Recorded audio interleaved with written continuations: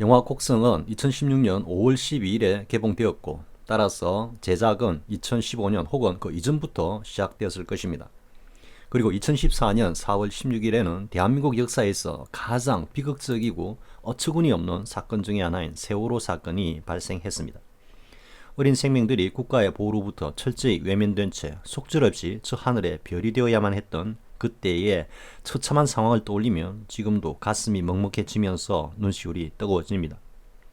그리고 이 사건과 관련하여 당시 대통령이었던 박근혜와 문고리 권력이었던 최순실의 무속 심취 논란이 불거지기도 했습니다. 그리고 세월호 아이들과 희생자들에 대한 전 국민적 슬픔과 애도는 결국 2016년 10월에 촛불혁명으로 발화되어 박근혜 탄핵으로 이어졌습니다. 이런 세월호의 비극과 그 슬픔, 그리고 무기력함에 대한 사회적 반성과 성찰이 대한민국을 뒤덮고 있었고, 그리고 한편으로는 세월호 진실과 관련된 정보들을 철저히 차단하려고 하는 기득권 세력들이 민중과 사회를 미혹시키고 왜곡시키기 위한 악마적인 저항이 처절한 사투를 벌이는 이런 정치, 사회적 환경에서 영화 곡성은 제작되고 있었습니다. 이런 정치, 사회적 분위기 속에서 제작된 영화 곡성은 역사의식이라는 관점에서 보면 단순히 종교적인 이슈를 다룬 것이 아니라는 생각을 지울 수 없습니다. 그리고 우리 사회를 지배하고 있는 여러 가치들 중에 종교가 주요한 몫을 차지하고 있는 것은 분명하지만, 종교는 단순히 신앙적인 차원에서만 우리 사회에 영향력을 끼치고 있는 것은 아닙니다. 종교는 정치는 물론 경제, 문화 등 우리 사회의 주요 제분야와 밀접히 결합하여 그 세력들을 확장하는 동시에 공고히 하고 있고, 또 이런 과정에서 종교는 각 분야에서 지대한 영향력을 행사하고 있기도 합니다. 영화 곡성은 그 후반부에 집중하다 보면 기독교적인 관점에서 바라보는 신과 악마, 그리고 이러한 이분법적 관점과 대립적인 사회적 가치 구도 속에서 혼란을 겪고 있는 나약한 인간을 주제로 다룬 영화인 것처럼 비춰질 수도 있습니다. 그러나 단언하면 영화 곡성은 그런 단순한 주제 영화가 아닙니다. 미리 말하자면 영화 곡성은 크게는 조선으로부터 대한민국에 이르는 한반도의 역사를 관통하는 문제의식을 내포하고 있으며, 작게는 지금 우리 사회의 구조적인 부조리를 총체적으로 고발하면서 경각심을 일깨우고 있는 영화입니다. 그러면 이제 영화 곡성의 스토리 속으로 들어가 보겠습니다. 가장 먼저 외지인부터 이야기를 한번 해보겠습니다. 영화 제작에 들어가기 전 외지인은 중국인으로 설정하려다가 일본인으로 변경했다는 감독의 인터뷰가 있었다는 이야기를 들었습니다. 그리고 일본인이라고 했을 때 일본 측의 부정적인 반향이 의식이 되어서 굳이 외지인이라는 이름을 사용하게 되었다고 합니다. 추리컨대 처음에는 중국인으로 설정하려 했다는 감독의 설명은 교모한 트릭이라고 생각됩니다. 애초부터 설정은 일본인으로 정해져 있었을 것이며, 여기에 대해서 노골적인 반일 감정의 표출이라는 친일 세력들의 공격을 회피하기 위해서 일단 중국인으로 설정하려 했다는 발언을 먼저 던진 것이라고 생각됩니다. 물론 이 영화에서는 앞서와 같은 변명을 달아가면서까지 외지인으로 설정했지만, 외지인은 일본인으로 분명히 드러나고 있고, 황정민이 연기하고 있는 무당 일광 역시 일본과 연결된 존재임을 보여주고 있습니다. 즉 감독은 처음부터 외지인은 일본인으로 설정했다는 것입니다. 그러면 감독은 왜 외지인을 일본인으로 설정했을까요? 아니, 이에 앞서 나홍진 감독은 왜 외지인이라는 캐릭터를 도입했을까요? 외지인이 아니라 그냥 사이코패스 부류이거나 4차원적 사고의 사이비적 종교 성향을 가진 한국인 캐릭터를 설정하면 안 되었을까요? 나홍진 감독이 외지인을 도입한 것은 지극히 의도적인 것이고, 이 영화의 주제와 바로 맞닿아 있는 것입니다. 그렇습니다. 외지인 일본인은 일본의 역사와 전통, 그리고 정신과 문화를 상징하는 존재인 것입니다.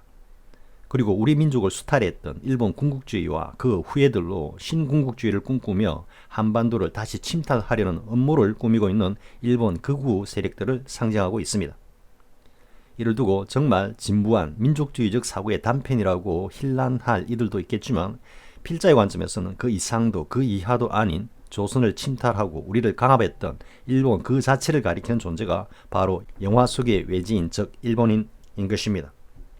좀 더 뇌피셜을 가동해보면 외지인은 우리 사회의 정점에서 민중을 갈취하고 있는 적폐 기득권 세력으로 친일 매국노 무리들의 그 뿌리를 둔 반민족적 적폐 집단들을 상징하고 있습니다.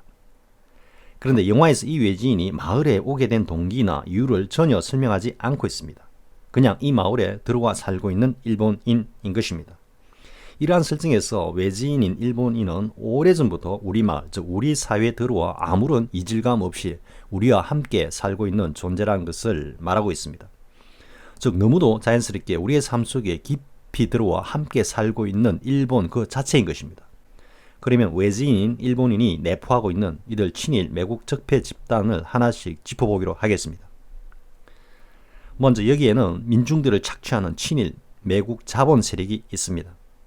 영화 도입부에서 외지인이 훈도시만 걸친 채 고라니를 날것으로 개걸스럽게 뜯어먹고 있는 장면은 신자유주의 가치로 무장한 채 빈익빈 부익부를 더욱 심화시키며 민중들을 착취하고 있는 적폐 자본 세력들을 묘사하고 있다고 하겠습니다. 또 연쇄적으로 죽어나가는 마을 주민들의 모습은 이러한 사회구조 속에서 도태되고 사라지는 힘없는 민중들을 묘사하고 있다고 하겠습니다. 또 이들 마을 사람들이 서로를 공격하면서 좀비화 되어가고 있는 장면들은 이러한 악마적 자본주의의 약탈적 시스템 하에서 친일 자본 세력들 만행이 사회 기층에 스며들어 오염을 시키는 것을 묘사하고 있다고 하겠습니다. 즉 생존을 위해서 이렇게 부조리한 사회 시스템과 그 가치를 받아들이면서 스스로 굴종하며 서로를 공격하는 민중들을 그리고 있는 것입니다. 그리고 또 하나 외지인을 지키는 개입니다. 이 개가 상징하는 것은 외지인의 정체를 이해하고 나면 너무 쉽게 이해할 수 있을 것입니다. 즉 이들 세력에 기생하면서 이들을 호위하고 그 대가로 밥그릇을 챙기고 있는 폭력 집단을 가리키는 것입니다. 그리고 두 번째, 외지인이 또 상징하는 존재는 친일 언론 권력입니다. 영화 도입부에서 독버섯을 잘못 먹어서 마을 사람들이 죽거나 이상한 증세를 보이는 것이라고 보도한 기사를 내보이고 있습니다. 사실 이 독버섯은 또한 다른 의미로 해석될 수 있는 여지도 있습니다. 즉 우리 사회의 어두운 음지에 만연해 있는 부정부패와 이를 용인하는 일반 민초들의 무관심과 무지를 독버섯으로 묘사한 것으로 볼 수도 있습니다.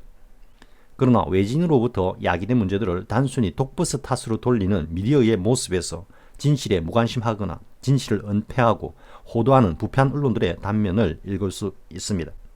또 한편으로는 버섯은 자연을 상징하면서 외지인과 대립되고 있습니다.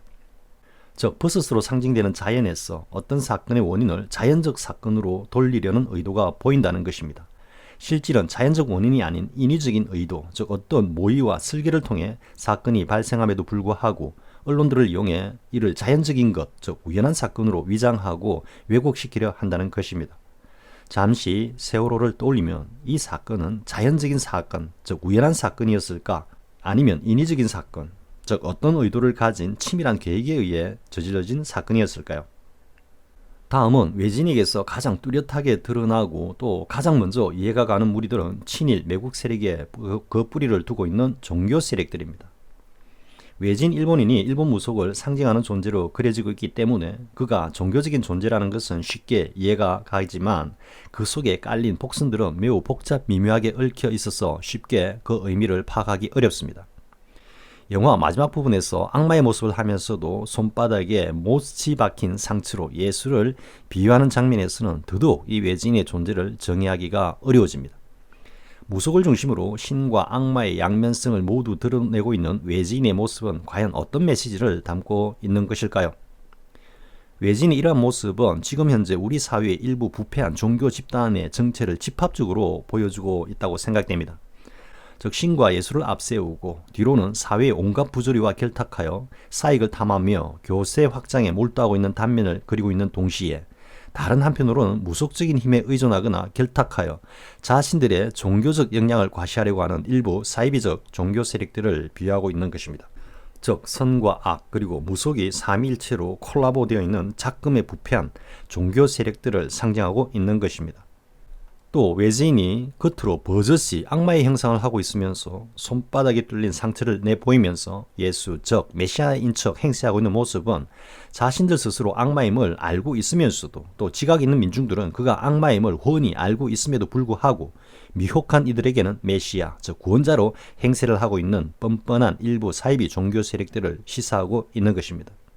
외지인의 이 장면을 두고 그가 신인지 아니면 악마인지를 두고 고민하는 논평들이 많이 보이지만 그런 인식은 지극히 이분법적 사고에 함몰된 것으로 보입니다. 여기에서는 그가 신인가 악마인가를 확인하려고 할 것이 아니라 복합적인 이 전체적 의미를 그대로 받아들이면 보다 쉽게 이해가 될 수 있습니다.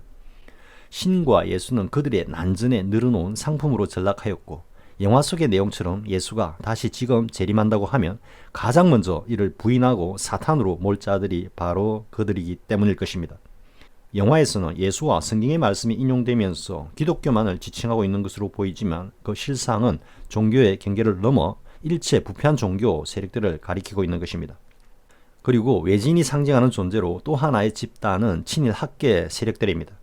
흔히 식민사학으로 일컬어지고 있는 친일 매국노 후손들의 역사 왜곡은 학계에서 조직적으로 자행되고 있는 것은 잘 알려진 사실입니다. 그리고 역사와 가치를 왜곡하는 이러한 정신적인 세뇌 교육은 이런저런 사고 등으로 다급하고 간절한 처지에서 어쩔 줄 모르는 이들을 현혹하여 구판을 벌리고 그들로부터 금전적인 이익을 긁어내는 무당들의 국거리와 다를 바 없는 것입니다. 이런 측면에서 외진 일본인은 친일, 식민, 사학 세력들도 포함되는 상징적인 존재인 것입니다. 나홍진 감독이 이처럼 굳이 외지인을 설정한 것은 바로 외지인, 일본인은 이와 같은 상징성을 갖는 존재이기 때문입니다. 즉 한마디로 우리의 역사 그리고 사회에 깊숙이 뿌리 내리고 있는 친일 매국노 후예들과 이들을 지원하고 있는 일본 극우 세력의 총체적 연합 세력을 상징하고 있는 것입니다. 그리고 외지인이 죽은 사람들의 사진을 수집하는 행위는 무슨 의미일까요? 사진은 기록을 의미한다고 보면 사진은 역사를 의미한다고 하겠습니다. 즉 과거 일본 군국주의가 한반도를 강압 지배했던 그 역사를 이어간다는 의미가 되는 것입니다. 그리고 이런 사진들의 수가 증가한다는 것은 그만큼 그들의 힘이 우리 사회 속으로 확장된다는 의미일 수 있습니다. 그리고 이러한 목적을 위한 주술적 행위라는 의미도 됩니다. 즉 사진 촬영이라는 행위를 통해서 우리 민족의 을을 탈취한다는 의미가 될 수도 있는 것입니다. 자, 그러면 이제 외지인에 이어서 황정민이 연기하는 무당 일광은 어떤 존재일까요? 먼저 그의 이름인 일광을 분석해 보겠습니다. 한자어로 날일자의 빛광자인 일광의 단순한 의미는 햇빛입니다. 그러나 해가 빛을 발하고 있는 그림은 일본 제국주의의 상징인 이른바 우길기, 즉 일제 군국주의의 전범기를 상징하고 있습니다. 영어로는 sunrise라고 표현되는데 일본에서는 일광이라는 신사가 있습니다. 도요토미 히데요시를 격파하고 일본 막부 시대를 연 도쿠가와 이에야스를 신으로 받들고 있는 일광 동조궁이 바로 그곳입니다. 즉 일광은 일본 그 자체를 상징하는 표현인 것입니다. 만약 관객들이 이러한 일광의 의미를 알았더라면 외지인과 일광이 한패라는 것을 쉽게 간파했을 것입니다. 관객들로 하여금 영화 곡성의 정체성을 가장 혼란스럽게 만든 장면이 바로 외지인과 일광이 동시에 구판을 벌리고 있는 장면입니다.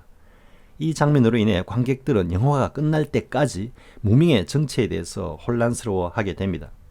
그러면 일광에 대해서 하나씩 분석해 보기로 하겠습니다. 먼저 일광은 마치 사악함으로 상징되는 뱀의 형상을 한 구불구불한 산길 도로를 따라 처음 등장하는데 상공에서 도로를 잡은 장면에서 그가 운전하는 자동차는 역주행을 하는 듯한 착각을 불러일으킵니다. 그 이유는 오른쪽 차선이 아닌 왼쪽 차선을 따라 산을 올라오고 있기 때문인데 이 장면에서 우리의 교통체계와는 다른 일본의 도로체계를 암시하고 있습니다. 즉 왼쪽 차선을 운전하는 일본의 도로체계에 맞춰 일광은 운전을 하고 있기 때문입니다. 그런데 이 장면에서 단지 이러한 메시지만 던지고 있는 것일까요? 일광이 차량이 거의 없는 한적한 산길 도로가 아니라 우리나라 도심에서 이런 역주행을 할 수 있을까요? 너무도 유치한 질문이라는 생각이 들 것입니다. 그러나 이 장면에서 일광을 뼛속까지 왜구, 즉 다른 표현으로는 이른바 토착 왜구라는 것을 드러내고자 한 것으로 보입니다. 일광이 겉으로는 한국인 모습을 하고 있지만 그 실체는 일본인과 하등 다를 바 없다는 것을 암시하고 있는 것입니다. 공자께서는 그 사람 됨됨이를 알려거든 그가 혼자 있을 때 어떤 행동거지를 하는지 보라고 말씀하고 있습니다. 일광은 아무도 없는 곳에서 혼자일 때는 이처럼 일본인의 행동을 그대로 하고 있는 이런 모습은 평소에는 한국인으로 행세를 하면서 철저히 몸에 배인 외색 정신과 그 행태를 감추지만 그것을 마음껏 드러낼 수 있는 환경에서는 일본인 그 자체가 되어버리는 친일 매국노 후손 세력들의 의식과 행태를 보여주고 있다고 하겠습니다. 흔히 일부 수구적 사상을 가진 정치인들이 일본의 주요 기념일 행사에 비밀리에 참석하는 사례를 볼 수 있는데 일광의 등장 시는 이들을 연상시키고 있다고 하겠습니다. 그리고 다음은 훈도시를 착용한 일광의 모습입니다.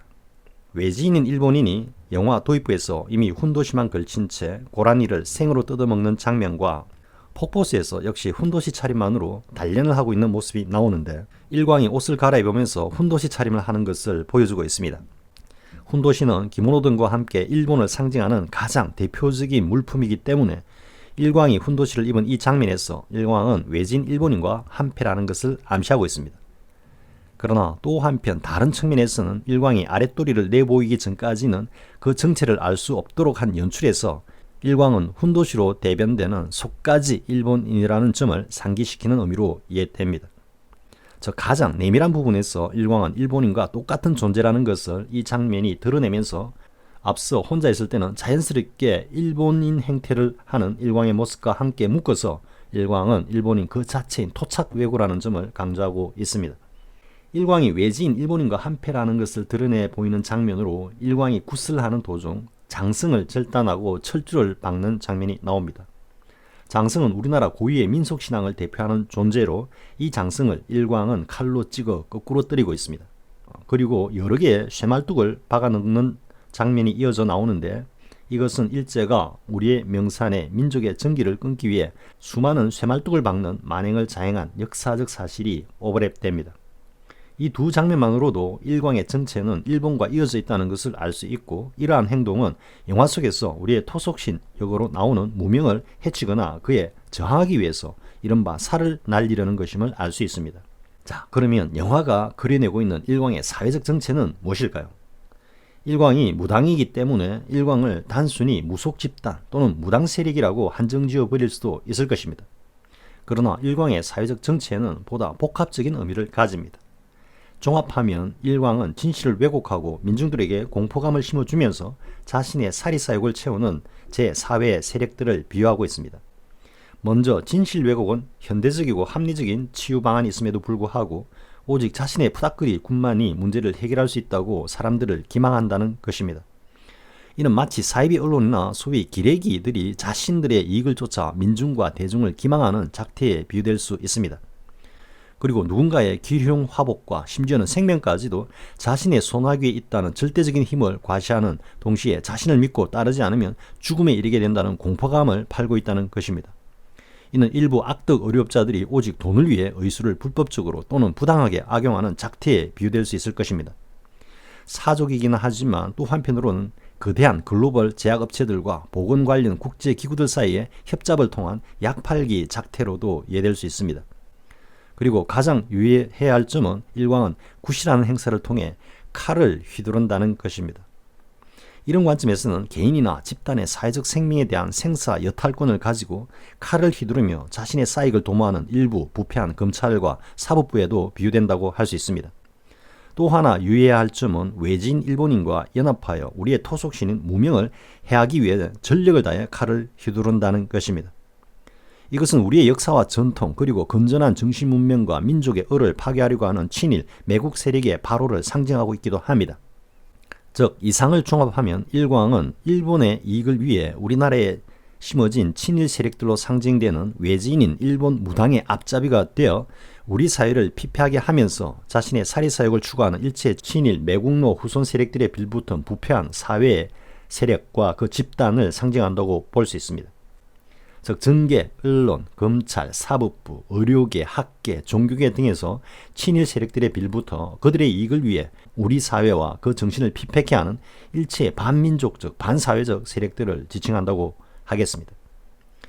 외지인인 일본인과 무당인 일광의 관계를 정리하면 외지인은 오랫동안 우리 사회에 뿌리를 내리고 각 사회계층의 지배 세력이 된 이른바 토착 외구로 지칭되는 친일 매국노 후손 세력들을 중심으로 하는 거대한 적폐 세력 연합을 가리키고, 일광은 이들에게 충성하면서 사회의 각 하부 구조에서 이들의 명령에 따라 이들과 이익을 같이 하면서 이들을 위해 움직이고 있는 제4회 집단과 그 세력을 가리킨다고 하겠습니다. 영화 마지막 부분에서 드러난 외지인의 모습, 즉 노골적으로는 악마의 형상을 하고 있으면서 또 한편으로는 못 박힌 손바닥 상처로 예수를 암시하는 외지인은 마치 신과 같은 전지전능한 권력으로 이 사회를 지배하면서 한편으로는 드러내놓고 악마적 소행을 저지르며 우리 사회를 피폐하게 하는 이중적인 모습을 가진 존재입니다. 이 장면을 두고 외지인은 신인가 악마인가 하는 논평이 있는데 이것은 한마디로 친일적 해석이라고 할 수 있습니다. 이런 논평이 의도적인지 아니면 무지에서 나온 것인지 알 수 없지만 외지인은 무명에 대비되는 악귀이며 일본의 군국주의 망령과 이를 신봉하는 친일 매국 적폐들을 상징하고 있습니다. 그리고 손바닥에 예수의 상흔을 하고 등장한 것은 다음과 같은 비유인 것입니다. 즉 이 사회에서 만연하고 있는 부패 적폐 세력들은 자신들의 비행과 불법 행위를 사실상 드러내놓고 저지르고 있습니다. 이른바 수구 적폐 세력들은 갖은 불법과 비리를 저지르고 있으면서도 그런 악행들이 마치 자신들의 시그너처인 것처럼 우리는 좀 그럴 수도 있는 거지라는 태도로 후한무치 또는 적반하장으로 일을 저지르고도 반성은커녕 오히려 합리화하거나 다른 존재들에게 덮어씌우는 짓을 스스럼없이 하고 있습니다. 그러면서 이른바 진보 세력들에게는 털끝만큼의 도덕성 위반도 용납하지 않으면서 비난을 가하고 있습니다. 그런데 우스꽝스러운 것은 일반 민중들은 이런 저들의 후한무치와 적반하장은 그럴 수 있다고 수용하면서도 진보적 양심 세력들에게는 추호의 일탈도 용서하지 않으려 한다는 것입니다. 상습 강도범에게 수천만 원을 강탈당한 것은 그럴 수 있다고 체념하면서 옆집이 빌려간 돈 몇천 원을 잠시 잊고 제 날짜에 갚지 않는다고 상종 못할 파렴치한으로 호도하는 짓거리에 비유될 수 있을 것입니다. 이런 적반하장과 후한무치를 드러내는 역사적 예를 하나 들면 미국의 케네디 대통령 암살 사건에 대한 미국 정부의 공식 발표입니다. 그 내용은 이렇습니다. 오스왈두가 쏜 단 한 발의 총탄이 뒷좌석에 케네디의 머리를 뚫고는 굴절되어 앞자리에 앉은 주지사의 상체를 관통하여 그의 무릎을 때렸다는 것입니다. 이러한 허무맹랑한 공식 발표는 케네디를 암살한 세력들이 케네디를 공개에 처형한 것이었습니다. 이 터무니없는 사건 발표에는 민중들에 대한 멸시와 조롱이 담겨져 있습니다. 자, 믿어, 개 돼지들아. 안 믿으면 너희들이 어쩔 건데. 우리 사회의 적폐 세력들은 수천억을 부정하게 해먹고도 마치 우리는 그럴 자격이 있는 존재들이야 라고 말하고 있거나 아니면 그래 불만이 있으면 너희들이 어쩔 거야 라고 오히려 누나를 부라리며 거들먹거리고 있습니다. 이러한 모습이 바로 외지인이 노골적으로 악마의 모습을 드러내면서 동시에 예수를 참칭하고 있는 그 모습인 것입니다. 그래 우리는 적폐야. 그런데 그게 무슨 문제야. 이런 우리가 정의고 선인데 이런 메시지를 담고 있는 것입니다. 또한 앞에서 언급한 바 있지만 외지인의 이중적인 이런 모습은 드러내놓고 악마적인 행동과 삶을 살면서 하나님과 예수를 팔고 있는 사이비 교회 세력들을 비유한 것입니다. 자, 그럼 이제 세 번째로 이름 없는 존재로 나오는 무명은 어떤 존재일까요? 일단 먼저 나홍진 감독의 말에 따르면 무명은 절대 선의 존재라고 합니다. 감독의 말대로 무명이 절대 선의 존재라고 하면 무명에 맞서는 외지인과 일광은 절대 악의 존재라는 구도가 성립됩니다. 지금까지 분석했던 외지인과 일광의 정체가 악마적 존재라는 것이 분명해지는 것입니다. 그런데 영화에서 무명은 우리를 지키는 토속신 또는 산신으로 정의되고 있습니다. 여기서 우리란 이 땅의 민중은 물론 우리 민족의 역사와 전통 그리고 우리 사회의 건전한 가치와 정신을 총칭하는 말입니다. 자, 그러면 첫 번째로 돌을 종구에게 던지는 무명의 모습을 살펴보겠습니다. 경찰 제복을 입은 종구에게 무명은 작은 돌들을 여러 개 던지면서 말을 걸고 있는데 종구는 이를 귀찮아하는 모습을 보입니다. 경찰 제복을 입은 종구는 우리 사회의 질서와 안녕을 유지해야 하는 공권력과 정의감을 상징하는데 무명이 던지는 돌을 피하기도 하면서 모른 채 하는 모습을 보이는 것은 무명으로 상징되는 민중과 정의와 선의 부름에 우리의 공권력이 이를 외면하는 또는 회피하는 현실을 그리고 있습니다. 나중에 종구에 대한 분석에서도 언급하겠지만 경찰복을 입은 종구는 시종 무사한 일에 빠져 있고 마을에서 일어나는 사건에 대해서 무관심하며 또 때로는 상당히 겁이 많은 캐릭터입니다. 이러한 설정은 민중들의 삶과 문제에 대해서는 그저 복지부동과 무사한 일에 빠져 있는 공공기관 또는 공권력을 비판적으로 풍자하고 있는 것입니다. 나중에 다시 언급하지만 경찰복을 입은 종구와 경찰복을 벗고 사복으로 갈아입은 종구의 뚜렷한 대비는 우리 사회의 적폐에 대해서 무기력한 국가기관과 두 팔을 걷어 올린 일반 민중들을 적나라하게 대비시키고 있습니다. 그리고 무명의 존재가 극적으로 드러나는 장면은 일광이 무명의 모습을 보고 피를 토하는 장면입니다. 이는 우리 사회의 거대한 친일 적폐 세력에 부역하고 있는 일광으로 대변되는 기성 세력들은 무명으로 상징되는 우리 민족의 정기와 그리고 정의감 앞에서는 무릎을 꿇을 수밖에 없다는 사실을 표현하고 있습니다. 그리고 일광과 외지인이 함께 굿을 하면서 무명에 대항하지만 외지인이 굿 도중에 기력을 잃어가는 장면은 친일 적폐 세력과 그 부역 세력이 연합하여 발호한다고 해도 우리의 민족 정기가 올바르게 살아있는 한 결국 그들은 패배하여 쓰러질 것이라는 메시지를 담고 있습니다. 참고로 이러한 무명의 존재가 우리 사회에 그 모습을 드러낸 것이 곧 우리의 촛불혁명은 아닌가 하는 생각이 듭니다. 그리고 영화 속에서 무명은 구체적인 행위가 드러남 없이 암시적으로 메시지를 드러내는데 이러한 연출 역시 무명은 구체적인 행위 주체가 아니라 그 전체로서 우리의 역사와 전통 그리고 애민사상과 같은 정신적 가치와 신념과 같은 형이상학적인 관념적인 존재이기 때문으로 보입니다. 그리고 외지인이 종구의 차에 치여 도로 아래로 유기될 때 이를 먼 산 위에서 바라보는 무명의 장면 역시 이와 비슷한 맥락으로 이해됩니다. 외지인이 종구를 피해 절벽 아래로 도망을 갔지만 아주 우연하게 종구의 차에 치게 되는 장면은 뭔가 자연적인 힘이 작용한 듯한 느낌을 주고 이런 자연적인 힘의 주체가 바로 멀리 산 위에서 내려다보고 있는 무명임을 암시하는 것으로 이해됩니다. 무명이라고 즉 이름 없는 존재로 설정한 것 역시 이러한 형이상학적 가치를 상징하고 있는 것으로 이해되고 동시에 모든 역사 속에 이름 없는 민중들을 상징하기 때문이라고 생각됩니다. 즉 무명은 정의로운 민중들과 그 힘을 상징한다고 하겠습니다. 무명의 이러한 캐릭터 설정은 외지인의 캐릭터와 상응하면서 대비되고 있습니다. 앞서 외지인은 일본 군국주의 세력과 그들에게 부역한 친일 매국 적폐 세력들을 상징한다고 하였습니다.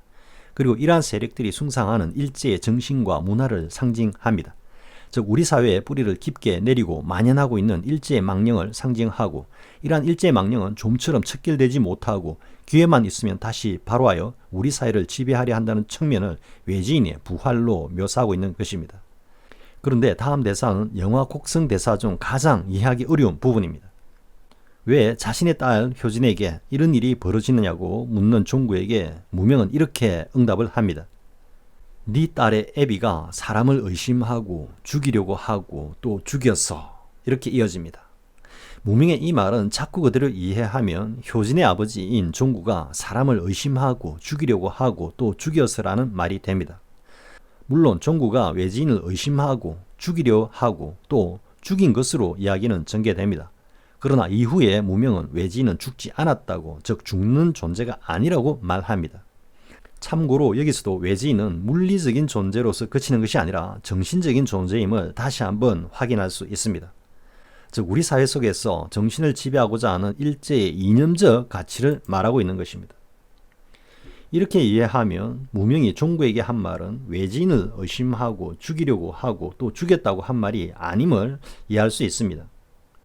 그러면 무명의 이 말 속에는 무언가 메타포가 들어있다고 생각해 보겠습니다. 불교적인 관점에서는 인광보라고 한다면 이러한 행동을 한 종구에게 직접 이런 일들이 벌어져야 하는데 그 딸인 효진이 희생되고 있습니다. 기독교 관점에서는 원죄론으로 이해될 수도 있고 효진과 종구가 상징하는 선후 세대를 두고 보면 앞선 세대의 의심과 악행으로 인해 후대 세대가 그것에 상응하는 고통을 받는다는 의미로 이해될 수 있습니다. 이렇게 이해하면 효진으로 상징되는 현대를 살아가는 신세대들이 종구로 상징되는 구세대들의 악습에 갇혀 그 영향으로 고통을 받는다고 해석할 수 있지 않을까요? 그리고 무명의 이 대사를 두고 이 외에도 다양한 해석이 있는데 필자도 색다른 해석을 해보기로 하겠습니다. 무명이 직접 종구, 니가 라는 표현을 쓰지 않고 니 딸의 애비라고 한 표현에서 애비라는 말은 중의적인 의미를 가질 수 있습니다. 하나는 일반적으로 사용하는 자식들의 아버지라는 뜻입니다. 그런데 다른 하나는 아내의 남편을 지칭하는 말로 흔히 웃어른들이 사용하는 말입니다. 즉 시어른들이 며느리에게 애비라고 할 때는 손자, 손녀들의 아버지라는 의미도 있지만 직접 며느리의 남편을 지칭하기도 합니다. 무명은 토속신이라고 보면 셀 수 없는 오랜 세월을 상징하는 무명은 종구를 손아래 사람으로 대하면서 네 딸의 애비라고 말하고 있습니다. 무속인들이 보통 상대방을 하대하는 어투로 대하는 것 역시 같은 맥락으로 무속인 몸에 들어온 오래된 신이 말하는 것이기 때문으로 보입니다. 이렇게 이해하면 네 딸의 애비는 효진과 성적인 접촉을 가진 존재를 암시한다고 볼 수도 있습니다.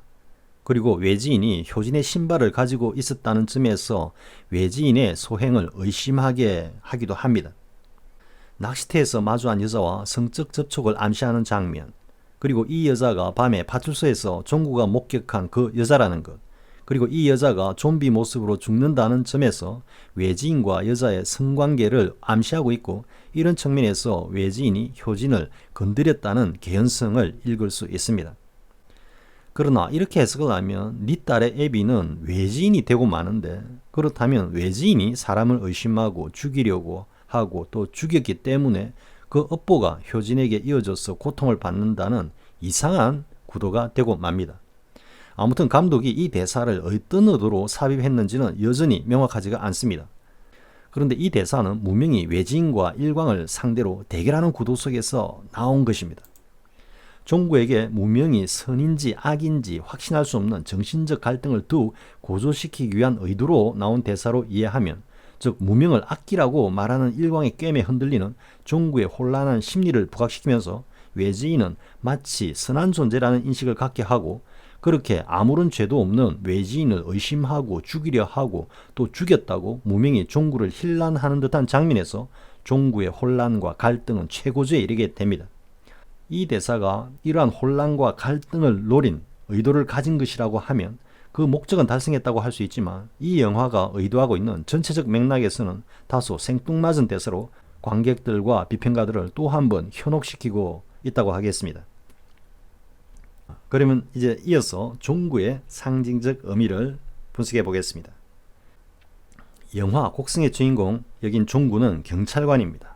그리고 파출소장 바로 아래 계급인 경사로 나옵니다. 이러한 설정은 종구가 우리 사회의 실무를 담당하고 있는 중견 세대를 상징한다는 것입니다. 장모인 앞 세대와 딸인 효진으로 상징되는 다음 세대 사이에서 한 가정을 꾸려가는 가장인 것입니다. 그리고 우리 사회의 중추적인 역할을 하는 세대이면서 경찰이라는 신분에서 공공의 질서와 이익을 위해서 헌신하는 공권력을 상징하고 있습니다. 한마디로 정리하면 공익을 위한 책무를 맡고 있는 우리 사회의 중추적 존재라는 것입니다. 그러나 종구는 경찰 업무에서 늘 소극적이면서 수동적인 모습을 보여주는데, 이는 복지부동과 무사한 일에 젖어있는 일반적인 우리의 공권력을 비유하고 있다고 하겠습니다. 그리고 비오는 야밤에 경찰서 안에서 천둥 번개에 놀라는 모습이나 수사 현장 등에서는 유약하고 겁 많은 존재로 비춰지는데, 이는 우리 사회의 기득권 세력이나 적폐 세력에 대해서는 위축되어 버리고 마는 우리의 일반 공권력으로 비춰지기도 합니다. 그러나 마을 사람들의 죽음에 대해서는 무관심에 가까운 태도를 보이던 이런 캐릭터의 종구가 그의 딸 효진이 사건에 휘말리게 되자 이전과는 전혀 다른 태도와 행동을 보이는데, 이전의 소극적인 태도와 달리 적극적인 태도를 넘어서 광기 어린 모습까지 보여줍니다. 여기에서 시사하는 것은 공공의 책무를 수행하는 데 있어서는 소극적이고 회피적인 모습을 보였던 종구가 자신의 가족과 딸의 문제에 있어서는 완전히 달라진 모습을 보여줌으로써 공공의 일에는 외면하지만 자신의 일에 대해서는 전력을 다하는 일반 민중들의 보편적인 태도를 그리고 있습니다. 그리고 다음은 경찰복을 벗은 종구의 모습이 던져주는 메시지입니다. 앞서 말한 이런 종구의 태도 돌변을 상징하는 것이 바로 종구의 복장 변화입니다. 종구가 마을의 친구들을 이끌고 외지인을 찾아가 격노하면서 위협하는 장면에서 종구는 경찰복이 아니라 사복을 입고 있으며, 이후로는 종구는 경찰복을 입은 장면이 나오지 않습니다. 그리고 종구가 이끌고 간 사복 차림의 마을 친구들도 역시 같은 맥락으로 경찰복을 벗은 종구를 따라 나선 친구들은 일반 민중들로 이해됩니다. 경찰복을 입은 종구로 상징되는 공권력에 대해서는 공권력의 소극적인 태도와 이를 대하는 마을 친구들 역시 무관심한 태도를 보이는데, 사복을 입은 종구가 선동하자 모두 적극적으로 가담하는 장면에서는 믿음이 가지 않은 공권력보다는 일반 민중 또는 시민들이 의기투합할 때 보다 확신을 가지고 적극적으로 행동한다는 메시지를 담고 있습니다. 스케일을 좀 더 키우면 경찰복의 종구는 기득권 적폐 세력에 대해서 소극적이고 무관심한 공권력이라고 하면, 사복을 입은 종구와 그를 따르는 친구들은 이들 적폐 세력들에 맞서는 거대한 민중을 상징한다고 할 수 있고, 이는 바로 촛불혁명의 이미지로 연결됩니다. 자, 그런데 종구와 관련하여 영화 후반부에서는 다시 원점으로 회귀하는 우리 사회의 단면을 그리고 있습니다. 즉 민중과 시민으로 상징되는 종구와 친구들이 그렇게 외지인을 제거했지만 달아나던 무당 일광이 다시 돌아오면서 종구는 일광의 속임수에 다시 혼란에 빠지면서 무명을 의심하게 되고 그 결과 다시 외지인이 부활하고 모든 일이 다시 꼬여버리면서 원점으로 회귀하는 영화의 마지막 장면은 우리의 촛불혁명 이후에도 여전히 적폐 세력들이 우리 사회를 장악하다시피 하면서 다시 부패와 비리가 만연하는 현실을 풍자하고 있습니다. 무명에 의해 피를 토하며 퇴치되었던 일광이 다시 돌아오는 장면은 토착 왜구들의 뿌리가 그만큼 깊이 박혀있다는 것을 의미합니다. 여기에서 일광이 상징하는 존재들은 최근 적폐 세력으로 드러난 검찰 및 사법 마피아 그리고 적폐들의 나팔수가 되어버린 기레기 언론들로 비유됩니다. 사건이나 문제를 해결한다고 공포감을 불러일으키면서 동시에 칼을 휘두르는 모습에서는 검찰을 연상케 하고 종구에게 계속해서 반복하여 무명을 악귀로 주입하면서 몰아가는 일광의 모습은 영락없이 기레기 언론들입니다. 최근에는 정보 독점과 폭력 독점이 연합한 검찰과 언론, 적폐 세력의 연합에 비유될 수 있을 것입니다. 여기에 종구는 일광의 노림에 넘어가서 무명의 결계를 깨어버리게 되는데 이 장면은 집요한 일광의 속임수에 즉 비유하자면 가짜뉴스에 넘어가 역사적 대세를 거르치는 무지한 대중들을 비유하고 있습니다. 마침내 외지인이 부활하고 다시 사건들이 원점으로 돌아가는 장면은 일광으로 대변되는 이른바 토착 왜구들 즉 친일 매국 적폐 기득권 세력들의 바로에 속아 넘어간 일반 민중들 사이로 외지인으로 상징되는 일본의 군국주의 세력과 그 망령이 다시 살아나 횡행한다는 의미인 것입니다. 자, 그러면 영화 속에 매우 중요한 캐릭터인 효진은 어떤 의미와 상징성을 가지는 걸까 생각해 보겠습니다.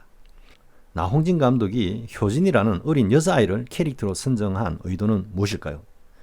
남자아이 배역을 선택할 수도 있었고 성인 여성을 선택했어도 영화가 가지는 가장 기본적인 색깔인 오컬트와 공포감을 충분히 표현할 수 있었을 것입니다. 먼저 효진이 어린 아이라는 측면에서는 물들지 않은 어린 세대를 상징한다고 볼 수 있습니다. 기성사회에 물든 아버지 세대인 종구와 대비되는 순수하고 꿈 많은 어린 세대들을 상징하는 존재로 이해될 수 있습니다. 종구와 아내가 차 안에서 성관계를 맺는 장면을 목격한 효진이가 놀라서 당황해하는 종구와는 달리 무덤덤하게 행동하는 모습과 이런 장면을 여러 번 봤다고 아버지인 종구에게 태연히 말하는 모습에서 아직은 성적인 것에 대한 감정이 성장하지 않은 효진을 엿볼 수 있습니다. 그리고 이 일이 있은 직후에 종구와 같이 문구점에 들러 여러 가지 장난감과 학용품을 사들고는 무척 즐거워하는 효진의 모습에서 이러한 맑고 순수한 내면이 드러나고 있습니다. 그런데 한편으로는 이후에 효진의 신발이 외진의 집에서 발견되는 것은 효진이 외진과 사이에서 어떤 성적인 사건을 경험할 수 있다는 복선을 깔고 있습니다. 그리고 이를 좀 더 확장 해석하면 또 다른 측면에서는 효진에게 성적인 접촉을 시도한 것이 의심되는 외지인 일본 캐릭터와 상응하여 일제강점기에 우리나라의 어린 여성 위안부를 상상할 수 있는 여백을 만들고자 하는 것은 아닐까 하는 생각도 듭니다. 그리고 다음은 효진의 대사 중 무엇이 중한데라고 하는 대사에 대해서 알아보겠습니다. 종구가 딸 효진의 신발을 들고 방으로 들어와서 효진에게 외지인을 만났느냐고 묻자 효진은 고개를 끄덕입니다. 이어서 종구는 효진에게 그 외지인과 있었던 일들을 말해라고 하고 여기에 효진은 왜 그 말들을 해야 하는지 되묻자 종구는 중요한 일이라서 그런다고 답을 합니다. 그러자 효진은 뭐가 중한디라고 종구에게 반문하고 답을 미처 하지 못하는 종구에게 이 말을 몇 번 반복하다가 마침내는 큰 소리로 울부짖고는 종구에게 아무것도 모르면서 지랄이야 지랄은 이라고 하면서 방을 나가버립니다. 이 장면에서 효진이가 내뱉은 뭐가 중한디라는 대사는 마치 중요한 게 뭔지도 모른다고 종구를 질책하는 것으로 비춰집니다. 그러면 여기서 질문을 하나 던져보겠습니다. 여러분은 효진이가 생각하는 그 중요한 것이 뭐라고 생각됩니까? 가장 단순한 생각은 효진이 외지인과 있었던 일로 인해 마음의 상처를 받고 있는데 종구는 그것도 고려하지 못하고 그저 효진과 외지인 사이에 있었던 일만 추궁하고 하는 모습을 질책한 것으로 볼 수 있습니다. 사회적 관점으로 확대하면 종구로 대변되는 기성세대들은 효진으로 상징되는 신세대들의 아픔과 고민의 본질적인 부분은 도외시한 채 그들의 일탈을 추궁하고 질책만 하고 있다는 것을 언유하고 있다고 할 수 있습니다. 그런데 한편으로는 효진의 대사를 그대로 이해하면 종구가 중요하다고 한 것을 말하지 못하고 우물쭈물하는 태도에 대해서 효진이 울분을 터뜨린 것으로도 이해할 수 있습니다. 이렇게 이해하면 종구가 효진의 사건을 차마 입 밖에 꺼낼 수 없는 기성세대의 봉건적 관념이 세대 사이의 대화와 소통의 단절을 초래하는 것이라는 메시지를 담고 있습니다. 이를 좀 더 거시적 관점에서 보면 우리 신세대들에게 침투하고 있는 외지인으로 상징되는 일본 군국주의와 친일, 매국, 적폐 세력들의 선전 작업에 점진적으로 쇠뇌되어가는 사회 현상을 비하하고 있다고 하겠습니다. 이런 측면에서 이해하면 영화 속에서 죽는 사람들은 실제 육신의 사망이 아니라 정신적인 사망을 비유하고 있다고 할 수도 있습니다. 즉 점점 더 오염되다가 마침내는 죽음에 이르는 과정은 조금씩 세뇌되어 마침내는 영혼까지 지배당하는 사상적 죽음, 즉 민족혼의 말살을 의미한다는 것입니다. 이렇게 이해하면 외지인, 무명, 그리고 죽어가는 사람들은 물리적인 존재만을 가리키는 것이 아니라 정신적인 존재들을 가리킨다는 것을 알 수 있습니다. 그리고 효진이 일시적으로 망령으로부터 벗어나지만 다시 그 지배를 받고 더욱 흉폭해지는 모습은 부단히 작용하고 있는 토착 외구 적폐 세력들과 그 이념들의 끊임없는 준동을 그리고 있는 것입니다. 그리고 이런 효진을 등장시킨 핵심적 의미는 이러한 현상이 우리 사회에서 세대를 이어서 전승되고 있다는 사실을 보여주고 있는 것입니다. 자, 그럼 이어서 이 영화에서 가장 중요한 두 가지 타이틀에 대해서 알아보겠습니다. 그 첫 번째는 영화 도입부에 제시되는 현혹되지 말라라는 타이틀입니다.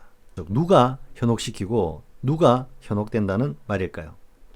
사실 이 영화의 스토리는 현혹과 혼란으로 점철되어 있습니다. 그래서 그만큼 수많은 평론과 해석이 난무하는 것이기도 하겠습니다. 그러나 감독이 영화의 모든 의미와 그 해석을 철저히 관객과 평론가에게 맡긴다는 것도 사실 말이 안 됩니다. 현혹되지 말라는 이 타이틀은 지금까지 해석을 바탕으로 크게 보면 친일 매국 집단을 그 뿌리로 하는 거대한 기득권 적폐 세력들에게 현혹되지 말라는 의미로 이해될 수 있습니다.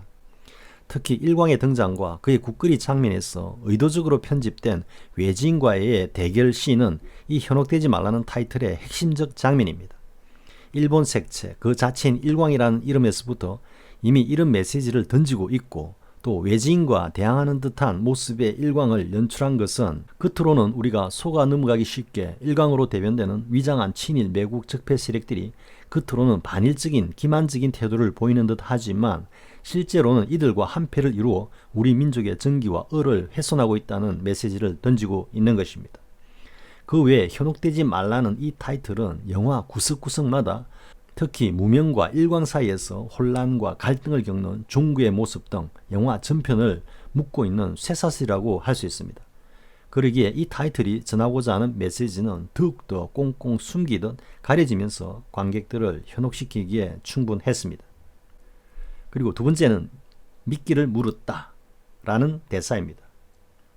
사실 이 대사는 우연성을 강조하는 듯 하지만 사실은 의도된 것이었습니다. 일광이 외지인은 미끼를 던지고 효진은 그 미끼를 물었다고 하는 대사 역시 관객들을 현혹시키고 있습니다. 이 대사는 영화 속 사건들의 우연성을 말하고 있지만 실제로는 모두 외지인에 의해 계획된 것이라는 것을 알 수 있습니다.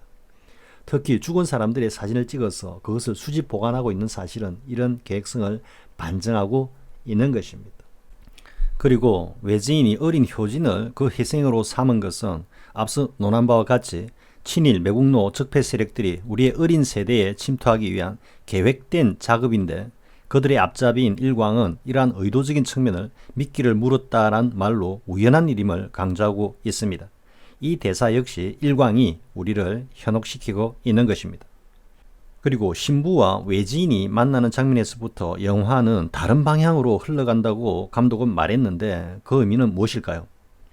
이 장면에서부터 영화의 주제는 다소 엉뚱하게도 외지인이 신인가 악마인가 하는 논란으로 이어지는데 이러한 측면을 염두에 두고 그렇게 말한 것으로 보입니다. 결론부터 말하면 이러한 논란은 지극히 편협한 이분법적 종교관에 기인한다고 생각됩니다. 이런 인식은 신 아니면 악마이어야 하는 또는 선 아니면 악이 되어야 하는 이분법적 인식에 갇혀 일정한 결론을 반드시 맺어야 한다는 신앙적 강박 때문으로 보입니다.